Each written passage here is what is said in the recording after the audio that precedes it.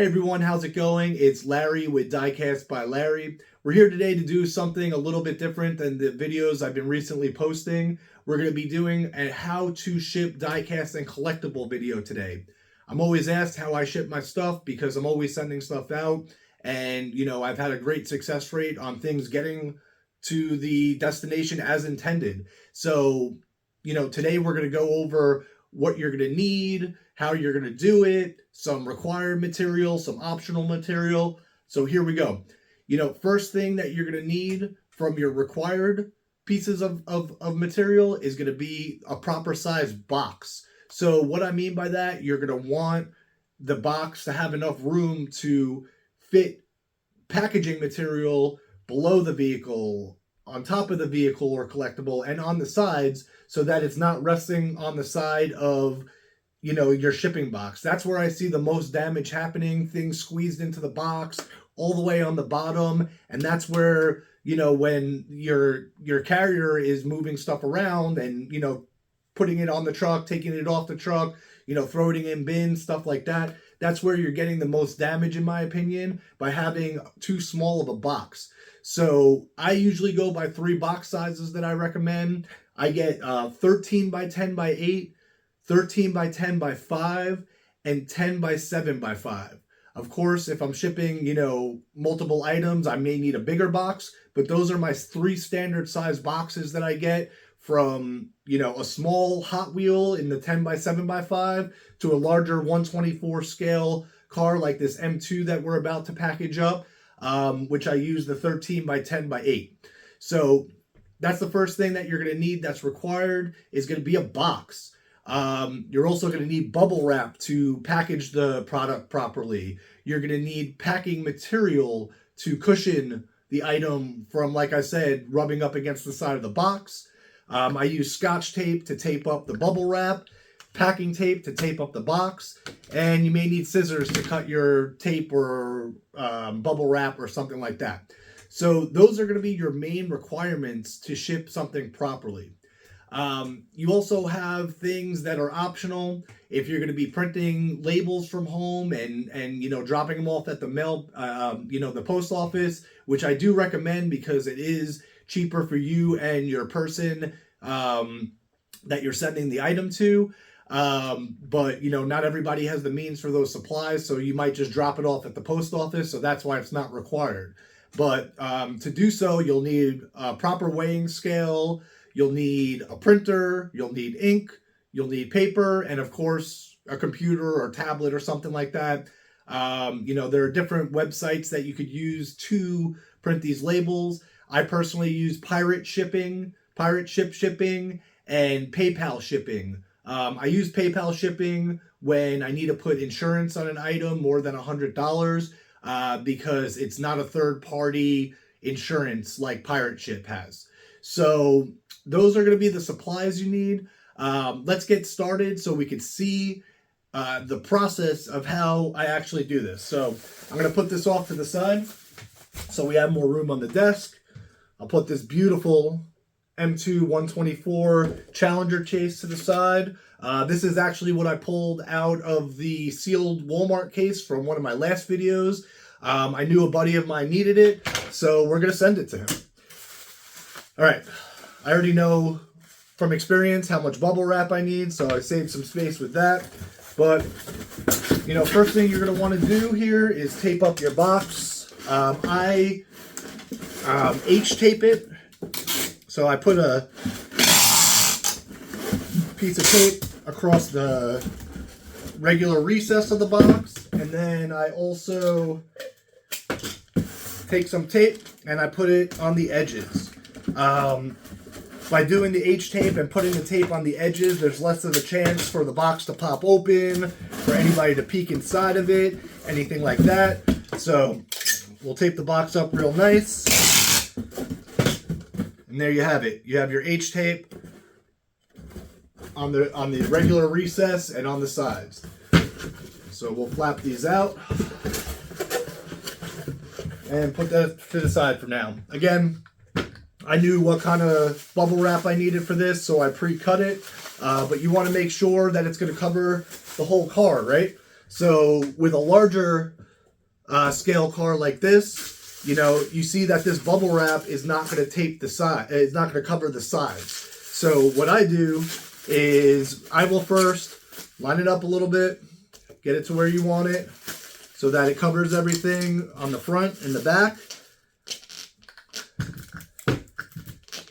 Take your piece of tape and slap it on there gently. So now, like I said, I got the sides exposed, and I've seen a lot of people just send it like this, but I don't feel comfortable doing that. What we're going to do is we're going to take a longer piece of bubble wrap, and we're going to go the long way so that we can now cover the sides of the car or collectible. You know, this isn't only going to be good for die-cast cars. This is going to be good for anything that you send out, collectibles, electronics that you want to protect, you know.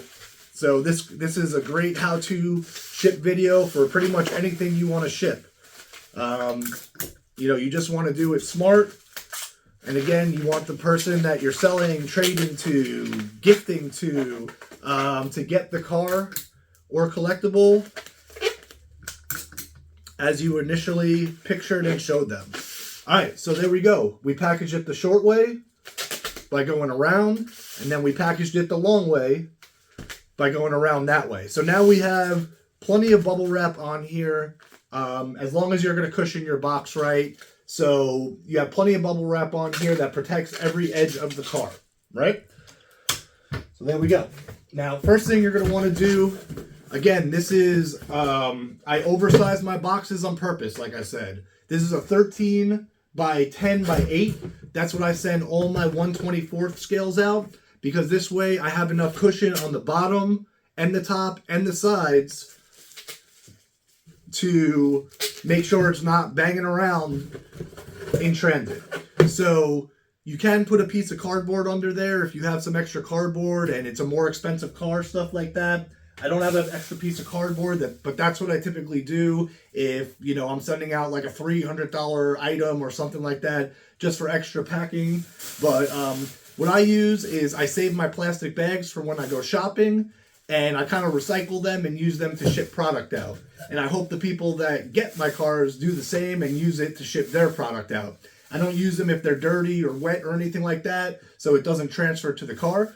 But first thing you want to do, take 4, 5, 6, 7, 8 bags, whatever, you know, you need to do it based off of the size of the, you know, item that you're sending. So you'll cushion the bottom of the box first, so that this way,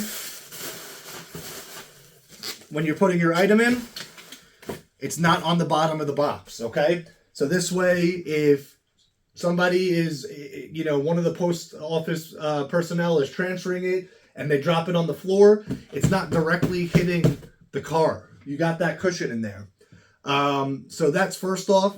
Next thing, you'll have the sides and edges to fill in. So you'll want to put bubble wrap in on the sides of the vehicle, or again, any collectible that you're sending. So now this way, again, it's not riding the edges of the box. And that's why I get the box the sizes that I do. You know, I may have to use more packing material. It may weigh a little bit more, so it may go over a little bit more on like going from 2 pounds to 3 pounds, depending on the item, or 1 to 2, or whatever it is. But in the back of my mind, I know that this is getting shipped properly. So now that we have the sides covered, you know, this is not touching the box at all, this car. So now that we have the sides covered, of course, we're going to want to fill in the top.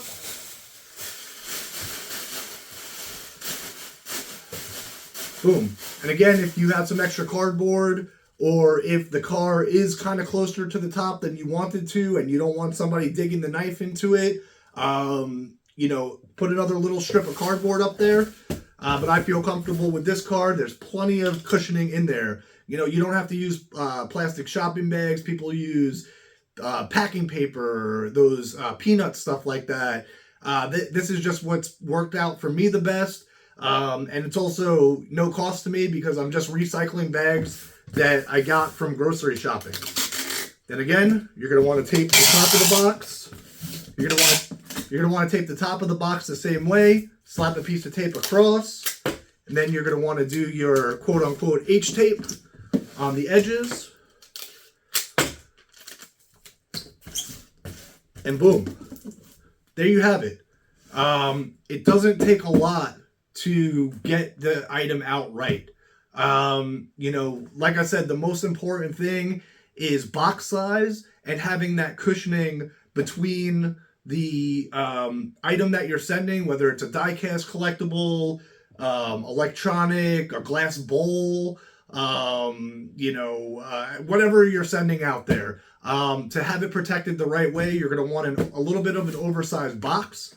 You're going to want that packing material to be in there right. You're going to want the item bubble wrapped. So if for whatever reason there is a really hard drop or hit, you're comfortable that your item is going to get there as you've described to the person you're gifting it to, selling it to, trading with, stuff like that. So, it's not that hard to, get this concept down. I gave you my box sizes. I've given you my recommendations. I just want the community to have an extra little video so that, when they're sending stuff out, they feel more comfortable. If I don't feel comfortable, like there have been times where I've packaged stuff up and in the back of my mind, I'm like, you know what? I don't like that. It's a little bit close to the top of the box, or I don't have enough packaging. I've opened it up and I've redone it. I want to feel comfortable. I want people, that I'm sending stuff to keep coming back to me. I don't want to send something and have it showed up all,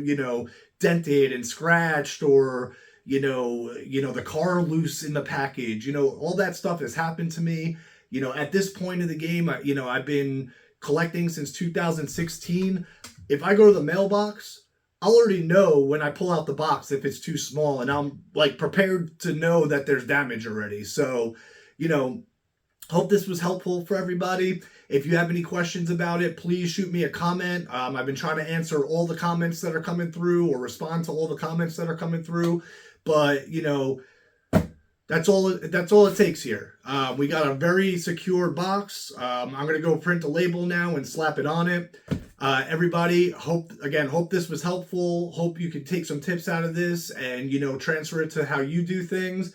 But as usual, stay safe. Happy hunting. And I'll catch you all in the next video. Please like, subscribe so you can keep seeing videos like this. I want to add some more stuff other than, just showing off the collection or stuff that I got in the mail or reviewing products, stuff like that. I want to put some useful tips and tricks out there for everybody as well. Take care. Have a good day.